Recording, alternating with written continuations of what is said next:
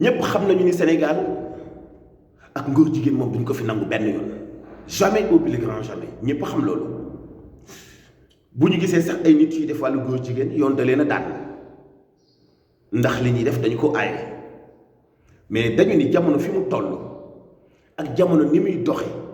dañoo bëgg ñu gën a wan nit ñi ni jëfu góor jigéen duñu ko accepter benn yoon parce que liy raam ci ñag bi la jëm dañu ñoo inondé ak ay chaîne de télévision yoo xamante ni bii ñu ngi yàq deru suñu ay doom ñu ngi yàq image suñu ay doom ñu ngi jàngal suñu ay doom ak mbonte ñu ni kon li jaadu mooy kii nga xam ne dafa bëgg yàq boppam yàq jikkoom yàq doxalinam bëgg imposer ci Sénégal li ñuy wax contre nature buñ ko fi accepté li koy saafara nag mooy nañ ko criminaliser mais ça c'est très clair nañu ko criminaliser dañu ko war a criminaliser am ay nit yoo xam ni jikko yu baax doo nga leen saf ànd ak ay benn député ci assemblée nationale ñu ni dañuy sàkku ci député yi ñu voté loi yoo xamante ni bi day tax ak ngóor jigéen du am ci Sénégal waaw lan moo ci indi ay explication ci góor jigéen naka jekk dañu ko mës a daan ci Sénégal xam nañu ko góor jigéen duñu ko mës a nangu ci Sénégal xam nañu ko mais président Macky Sall dafa wax ni Sénégal noppeegul ngir nangu fi ak ngóor jigéen noppeegul ngir nangu fi ak ngóor jigéen loolu nag sénégalais yi am nañu sañ-sañ ci ni kàddu la yu dalul seen xel dañoo bëgg ñu góor jigéen du fi am dañu koy criminaliser yéen yi nga xam ne ay député ngeen ci assemblée nationale histoire dina bind seen ay action yi ngeen di def ëllëg ci seen taxawaay bi ngeen taxaw ci wàllu homosexualité góor du sëy ak góor jigéen du sëy ak jigéen loolu ñi ngi seen aada nangu ñi ngi seen ñàkk pas-pas nangu ñi ngi seen yàqu ci plaisir nangu nañ ko nangu ñoo xam mais ñun mënuñu ko nangu parce que fii koo fi dàq ci kër lay dugg koo fi dàq am na kër diine gu mu wéeru jëm waaw kër diine yooyu yépp àndandoo saxal ci alxuraan sukkandiku ci ni góor jigéen dafa araam bu dee ci wàllu diine catholique góor jigéen dafa araam bu dee ci wàllu aada góor jigéen dafa araam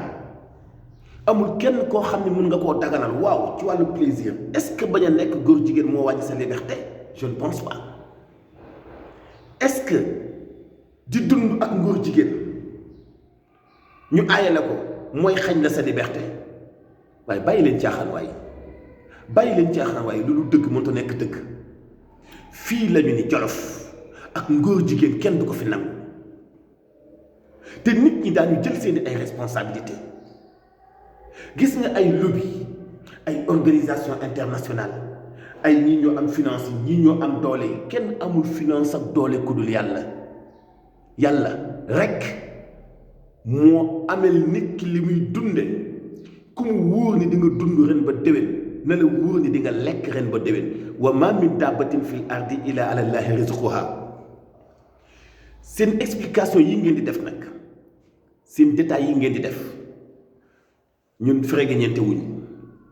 population bi ñoo àndandoo lànk duñu accepter duñu valider benn yoon góor jigéen ngeen foog ni bant yàgg ci ndox mën na koo tax a nekk jasik ngeen foog ni góor jigéen bari lool ci àdduna bi di def lu leen neex def seen ay film di génne ñoo xam du tax mu am fi doole du tax ñu nangu ko fi du tax ñu valider ko fi kon na ngeen assumer seen ay responsabilités yéen ñi nekk ci xeex bi nag bu leen defal benn góor jigéen promotion lànk leen ni ngeen positionné wu ci fi ngeen nekk di ko xeex bañ mu màgg fi ay lobby caaxaan la yàlla rek moo am doole amul benn lobby bu am doole li yàq jikko yi di saboter société bi di wàññi njur mi ci àdduna bi dañ ko war a dakkal gis nga yàlla juumul te dafa bind góor bind jigéen góor rekk lay doon jigéen rekk lay doon waaye mënuñu accepter ni nit ki nañ ko bindal genre bu ko neexee nekk góor bu ko neexee nekk jigéen ci ay avantage am ci wàllu àdduna ci ay intérêt am ci wàllu àdduna ñu défendre ko ci wàllu yoon ba nga xam ne lu ko neex def te dara du ko ci fekk pour lan loolu duñ ko nangu duñ ko valider duñ ko cautionner fii ci Sénégal parce que nu Sénégal la lànk ñu ngi sàkku ci kilifa yi diine yi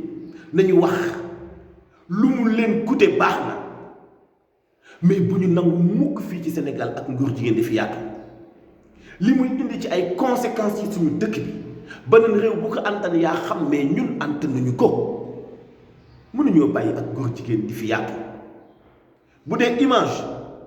bu fekkee vidéo, bu fekkee ay parole, bu fekkee ay jëf, lu mu ci man di doon bu leen bañ leen muy alimenté wu ci suñu biir njaboot yi. mënut a baax te du mus a baax te ku ci nekk itam di ko defe ci ak maa tey yaa xam, mais du tax ñu valider la ko, du tax ñu nangul la ko. bu ko àdduna bi yépp doon def du tax ñu valider ko fii ci Sénégal. Encore une fois, yéen député yi indil lañu leen loi bi ñu ngi toog di leen seetaan ba xam di ngeen voté loi bi wala doo leen voté loi bi, ba xam di ngeen criminaliser ak ngóor jigéen wala doo leen ko criminaliser, ba xam da ngeen bëgg continuer nit ñi fal leen ngeen jàppandalal leen ñu nekk ci askan wi ñoom di def lu leen neex di dund ni mu leen neexee te tous du leen ci fekk. loolu du am ci Sénégal. na leer nañ liberté, taxaw di wax sa xalaat, taxaw di exprimer li nga njort, di dund ci wàllu politique, di dund ci wàllu société, di dund ci wàllu sañ-sañ, fa la neex dugg, jàkka ju la neex jullee, église bu la neex dem, restaurant bu la neex dem, lu la neex consommer, ku la neex àndal. mais loolu dañ ko xeeb ci liberté. mais lu tax nag liberté googu ñu bëgg a daganal loo xam ne dafa araam, ñu bëgg a daganal li tubaab di woowee contre nature. moom kay daa tekki boppam contre nature la tudd loo xam ne baaxul. bu leen tàyyi nag ci xeex bi, yéen ñi ci nekk gën leen a am courage, gën leen a am détermination. xeex leen xeex bi ci wàllu méthode, xeex leen ko ci wàllu stratégie, xeex leen ko ci déglu bu baax ak mën a décortiquer seeni ay kàddu. ak ngóor jigéen tey boo jàppee góor jigéen ci mbedd mi, soo ko dóoree yoon dal ci sa kaw, soo ko toroxalee yoon dal ci sa kaw, mënoo def lu dul dénoncer ko ak wax ko way takk der yu ñëw jàpp ko te bul xam ñaata la fay def. dañ koy jàpp tey suba mu génn. yooyu moo dul arranger société bi nga xam ni tey li ñu yenu ci coono, li ñu yenu ci souffrance, li ñu yenu ci ay jafe-jafe doy nañu sëkk.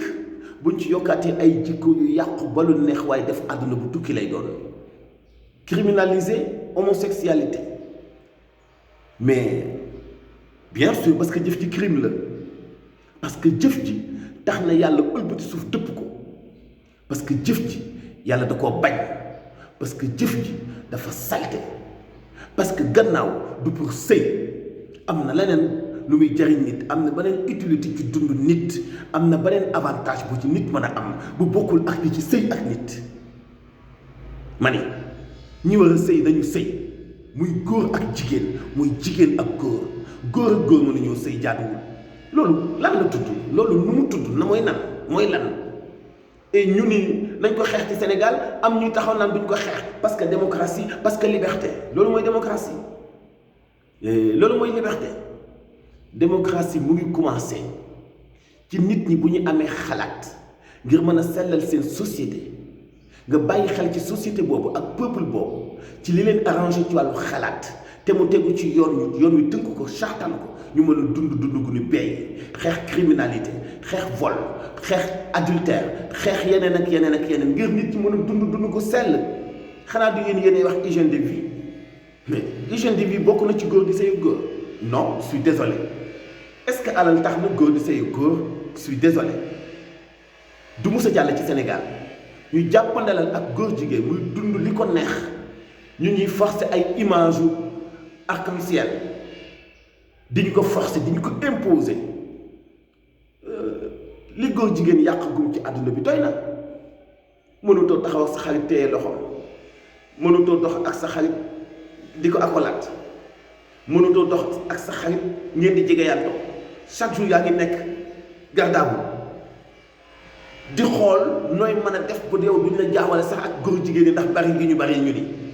mais loolu àdduna bu tukki la te ñu ni kenn du ko wax. ba ñu yegg sax ci Sénégal ba dugal ci suñu code de la presse bi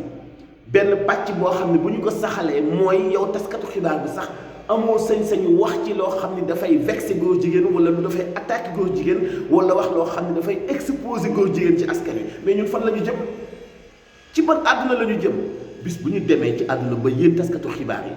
ñu tëj seen gémmañ mënatu leen a wax loo xam ne dafay menacer ak góor jigéen bu yeboo ngeen damm seen xalima te xam ne seen métier bi yàqu na. ñu dem ba imam bi dootul am sañ-sañ ci xutbaam muy woote ci ñu bañ ak góor jigéen parce que xañ nañu ko liberté. ñu dem ba yow sax amatoo sañ-sañu recadrer sa doom bu fekkee gis nga ci moom jikko yu la neexul. ana ban bàyyi lay neex doomam di def ak ngóor jigéen te ñu ne lay yoon mayu la nga agir ci moom loolu lan la loolu ban pertement la boo amee mbokk bi def góor jigéen sañoo ko recadrer boo amee doom sañoo ko recadrer da nga leen di bàyyi ñuy dund li leen neex daal parce que dañu war a dooleel góor jigéen ci Sénégal mais lu tax encore une fois du fi jàll tey du fi jàll ëllëg duñu ko nangu daañu continuer di ko xeex ak bépp moyen bu mu laaj daañu ko xeex di ko dénoncer di wax ni ànduñu ci di wax ni bu dee alal gedd nañu ko bu dee privilège gedd nañu ko bu dee prestige gedd nañu ko du fi ama ku bon sa mbonu bopp yaa xam mais na nga ko nëbb bul fexe kenn gis ko waaye fang ak ngóor jigéen fang jox fit suñu ay doom jox leen courage yoon may la liberté ngay dund sa yaataa yimbee ni mu la neexee ci ngóor jigéen non Sénégal eggaguñu foofu ci ak mbon tey loolu moom na ci état bi jël ay responsabilités ci ni mu gën a gaawee parce que du fi jàll mukk mbokk yi nañ àndandoo mu nekk bataille collective xeex boo xam ni dañu koy def ci façon bu intelligente ànd ak stratégie ak méthode ci wàllu éducation delluwaat ci alxuraan delluwaat ci diine delluwaat ci aada yu rafet delluwaat ci jikko yu rafet delluwaat ci moral yu baax wala ci am courage ak fit nag ak njàmbaarte ak dëggu nag parce que loolu dong la ñuy xaar ci ñun ngir ñu mën a sauver li des ci suñu société bi ak as néew ci wàllu ngor ci wàllu pas-pas ci wàllu ngëm-ngëm. abonné leen MMD Média jot suñu ay vidéo te joxe seen xalaat seen ay commentaires jaa ngeen jëf.